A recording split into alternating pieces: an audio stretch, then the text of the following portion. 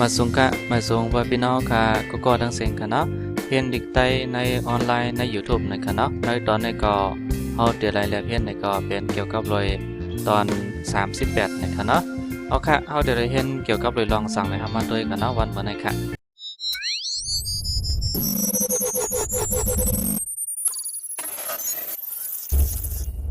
เอาค่ะตอนดาวันมื้อนี้ในอันเฮาเดี๋ยวได้เห็นก็เกี่ยวกับรอยตัวเสียงแม่กับเงาในคณะก็มีตัวเสียงตืด2เซนตั้งไตในคณะย่อก็มีป้าตัวเสียงหน้าแพทย์ในคณะพอเฮามาแตกในดิกไทยในก็จะเป็นโอนในคณะเป็นโอนนะคะอันโมอันตั้งเฮาได้เห็นกว่าในมันจะมีตืดเซนเดียวคณะเปิ้นฮ้องว่าพอเฮา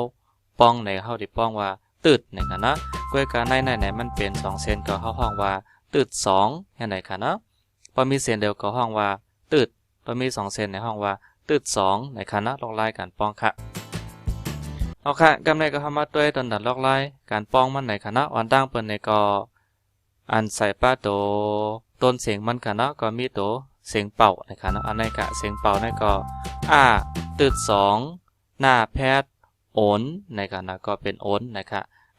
ตืด2หน้าแพทย์โอนในคณะเป็นเสียงเป่าคณะ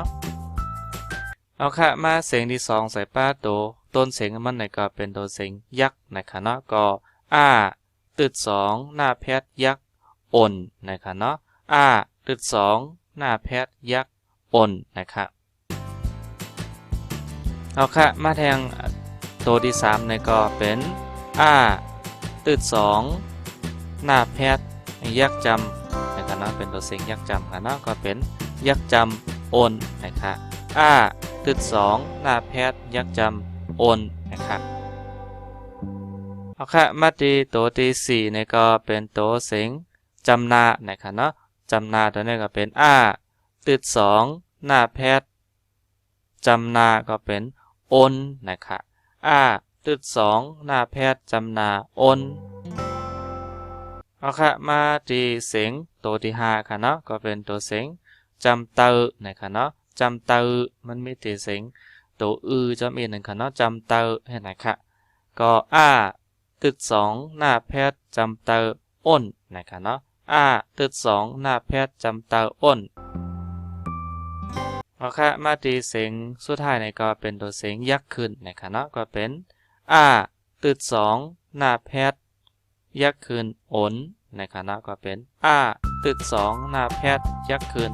อ้นเห็นในคณะนั่นก็เป็นตอนตาล็อกไล่การป้องใส่ป้าโตเสียงต้นเสียงมัน6ต้นในขณะมีป้าเสียงเป่า1ต้นแล้วก็มีหางเสียง5เสียงในคณะเนาะเอาค่ะก็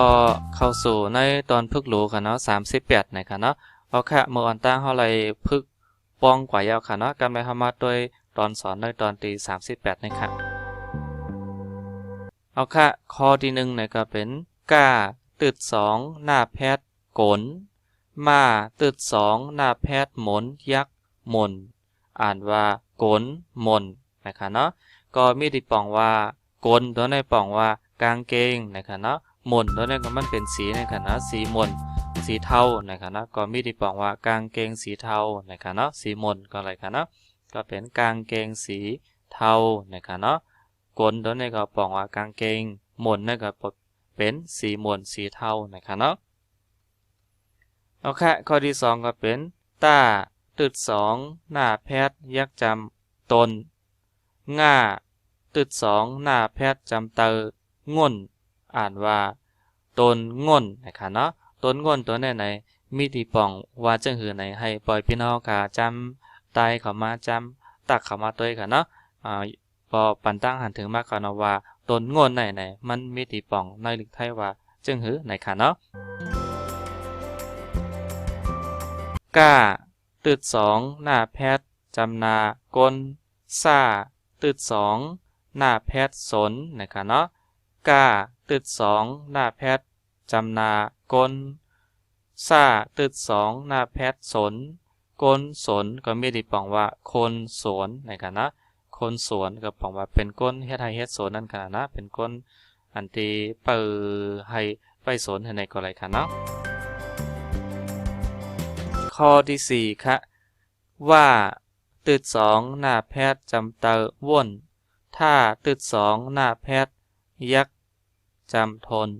ว่นทนนะครับเนาะว่นทนก็ไม่ได้บอกว่าคิดรอบคอบนะครับเนาะเจอหนังว่าคิดไตร่ตรองดีแล้วนะครับเนาะคิดดีแล้วในก็อะไรกันเนาะก็ไม่ได้บอกว่าว่นทนนะครับเนาะก็ว่นทนเนี่ยบอกว่ารอบคอบนะครับเนาะคิดรอบคอบนะครับเนาะข้อที่5ก็เป็นมาตึดสองหน้าแพทย์ยักจำมนล่าต่างคาดแกนหลีนะครับเนาะก็อ่านว่ามนหลีมาตึดสองหน้าแพทย์ยักจำมนล่าต่างคาดแกนหลีมนหลีก็มีดีปองว่าสนุกดีนะครับเนาะมนตัวนี้ปองว่ามันเซอร์มันเปี่ยวนะครับเนาะก็มีดีปองลิกไทยว่าสนุกดีนะครับเนาะเอาค่ะข้อที่6ก็เป็นผ้าแอต่างหน้าแพทย์ยักแผ่นนะครับเนาะอันนั้นก็ผ้าแอต่างหน้าแพทย์แผ่นยักแผ่นก้าตึดสองหน้าแพทย์กลหน้ากายขึ้นจำเตอในค่าตึดสองหน้าแพทย์ขนหน้าเคี้ยหนายักหนานะครับนะก็อ่านว่าแผ่นกลในขนหนานะครับเนาะแผ่นตัวนี้ก็ไม่ดีปองได้ไทยว่าเป็นผ้าก็อะไรกันนะผ้าจะนำเป็นผ้าเป็นแผ่นนะครับนะก้อยกาเพราะเป็นแผ่นไหนมันเป็นผ้าที่ยังไปอะไรเย็บเป็นเสื้อเป็นก้นนะครับนะก็เป็นก้อยกาว่าอันป้อนในลิกไทยเขาใครให้ปิ่นให้มันนั่นให้มันมีดีปองเต้เนี่ยก็กางเกงนี้ขนเยอะนะครับจะแนวมันมีขนมีนั่นมาขนาดนะเพราะว่ากางเกงนี้ขนเยอะนะครับนะก็ไม่ได้ปองว่ากลแล้วเนี่ยก็ปองว่าเป็นกางเกงนะครับนะในก็ปองว่านี้นะครับนะขนหนาในปองว่าขนมันนำนะครับนะขนเยอะในก็อะไรกันเนาะเอาค่ะข้อที่7เนี่ยก็เป็นตาตึดสองหน้าแพทย์ยักจำตนหน้าต่างว่าแพทย์จำเตอนิ้วมาต่างขาดแกนมีจำนามีหน้ากลางกิ้งเหนือจำนาเนอซาตึดสองหน้าแพทย์สนในคณะก็ตนนิ้วมีเนอสนในคณะก็ป้อเนอลิกไทยก็ตนนิ้วในกระปังว่าต้นงิ้วในคณะมีในสวนในคณะมีก็มีเนอก็ในคณะสนนั้นก็มีในสวนในคณะข้อที่8ก็เป็นค่าอาปอดค่ะนะครับอาปอดว่าแพทย์จำนาข้าวตัวนี้เป็นตัวเสียงฝ้าค่ะนะฝ้าตึดสองนาแพทย์ฝนถ้ากายขึ้นไถซาตึดสองนาแพทย์สนซาตึดสองนาแพทย์สนตาเคียตาจำเตอตานะครับเนาะก็ข้าวฝนไถสนตานะครับเนาะก็ไม่ดีปองนะเด็กไทยว่าข้าวตัวนี้ปองว่าเป็นฤดูนะครับนะฤดูมันก็เป็นฤดูฝนนะครับนะไถสนในปองว่าไถนาก็อะไรกันนะไถนาไถสนไถไร่ไถนาในก็อะไรกันเนาะตาตัวนี้มันเป็นข้อความรัดว่าเฮ็ดแลกว่าแลนะครับนะจะนะว่าให้เฮาเป็นข้ออ่อนนำเฮานั่นกันนะให้เฮาเฮ็ดนะครับนะก็ข้าวฝนไถสนไว้ไถสนตานะครับเนาะข้อที่9เนี่ยก็มาตึดสองหน้าแพทย์ยักจำมนซ่า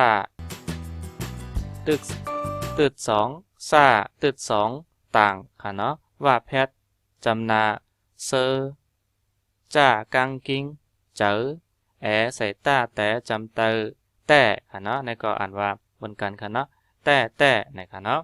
ก็มนเซอเจอแต่ในก็แปลว่าเซอร์ตัวนี้แปลว่าสนุกอะไรกันเนาะนั่นก็ความยินดีปรีดาในก็อะไรกันเนาะความยินดีป